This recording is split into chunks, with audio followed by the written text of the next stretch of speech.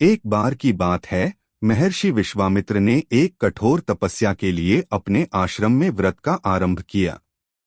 उसी समय भूख से पीड़ित दुर्वासा ऋषि वहां आए और विश्वामित्र को देख जोर से बोले, मुझे बहुत बड़ी भूख लगी है, मेरे लिए तुरंत एक कटोरा दूध ले आओ। यह सुनकर विश्वामित्र तुरंत आश्रम में गए और दूध का कटोरा लाकर दुर्वासा ऋषि को सौंप दिया। तब दुर्वासा ने विश्वामित्र की ओर देखा और मधुर स्वर में कहा, हे ब्राह्मण श्रेष्ठ, मुझे थोड़ी देर के लिए क्षमा करे, मैं तुरंत ही स्नान कर यहाँ लौटकर इसे ग्रहण कर लूंगा। इतना कहकर ऋषि दुर्वासा वहां से अपने आश्रम को चले गए। अब दुर्वासा तो दुर्वासा ठहरे, उनके आज्ञा को लांघने का साहस कोई न करता। सो तपस्या की तैयारी कर रहे विश्वामित्र ने ऋषि दुर्वासा के पुनरागमन की प्रतीक्षा में 1000 दिव्य वर्ष बिता दिए। इस दौरान विश्वामित्र के शिष्य कौत्स ने उनकी खूब सेवा की।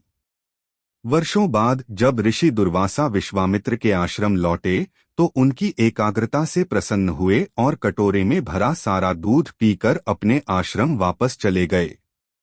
इसके बाद इतने दिनों से ऋषि विश्वामित्र की देखभाल करने वाले कौत्स नामक शिष्य की सेवकाई से प्रसन्न होकर ऋषि विश्वामित्र ने कौत्स की शिक्षा संपन्न हुई कह अपने घर लौटने का आदेश दिया।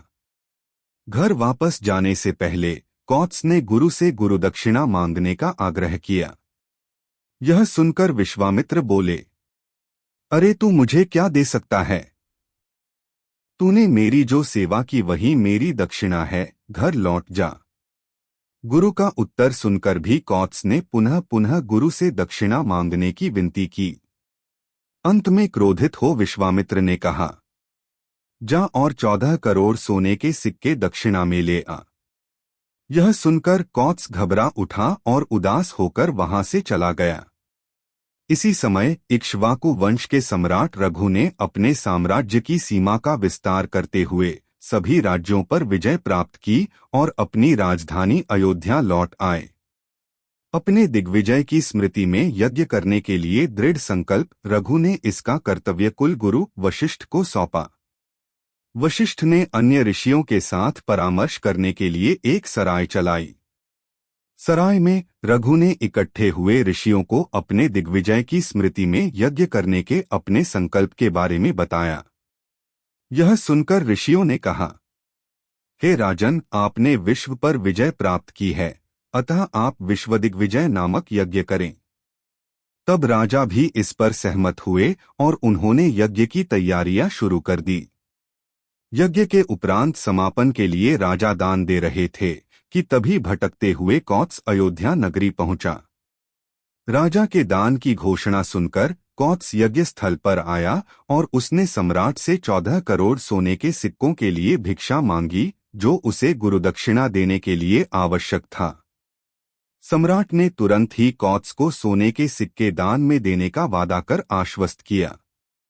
फिर वह अपने यज्ञ में आमंत्रित कुबेर को वहां ले आए और इस विषय के बारे में बताया। उस दिन कुबेर ने रघु के वचन को पूरा करने के लिए उस जगह पर सोने की बरसात कर डाली। इसी दिन से यह स्थान सुवर्णखनी कहलाने लगा। यह सारा सोना कौत्स को भेंट कर रघु ने अपना वचन निभाया। वहां से कौत्स ने केवल उतना ही स्वर्ण लिया जितना अपने गुरु को दक्षिणा देने के लिए आवश्यक था और जाते जाते सम्राट को यह वरदान दिया कि उन्हें कभी भी धन की कोई कमी नहीं होगी। फिर वह अपने गुरु के आश्रम के लिए प्रस्थान कर गया।